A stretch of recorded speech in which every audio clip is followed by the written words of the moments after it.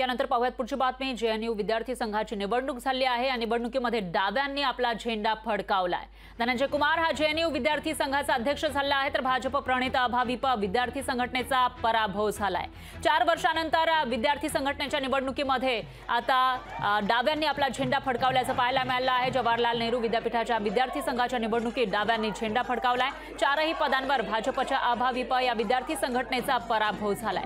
27 वर्षांनंतर दलित समाजातील विद्यार्थी धनंजय कुमार हा जेएनयू विद्यार्थी संघाचा अध्यक्ष बनलेला आहे, तर अध्यक्ष उपाध्यक्ष आणि महासचिव पदावर डावे उमेदवार विजयी झाले आणि सरचिटणीस पद डाव्यांनी समर्थन दिलेल्या बिरसा आंबेडकर फुले स्टुडंट्स असोसिएशनच्या उमेदवारांना जिंकलेला आहे।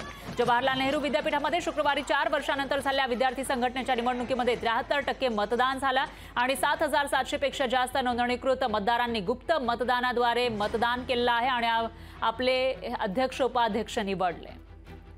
तर विजयी उमेदवार नेमके कोण कोण आहेत ते बघूयात ग्राफिक्सच्या माध्यमातून। जेएनयू जे विद्यापीठ नेहमी चर्चेत असतं आणि त्या ठिकाणी निवडणूक झालेली होती, तर इथला अध्यक्ष धनंजय कुमार झालेला आहे आणि उपाध्यक्ष पदावर अभिजित घोष यांची वर्णी लागलेली आहे, तर महासचिवपदी प्रियांशी आर्य यांची वर्णी लागलेली आहे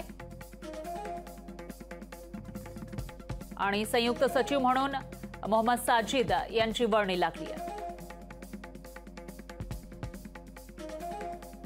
तर विजयी उमेदवार जेएनयू मधील आपण बघू शकतोय। 4 वर्षांनंतर ही निवडणूक झाली होती आणि या ठिकाणी डाव्यांनी आपला झेंडा फडकावल्याचं पाहायला मिळालंय।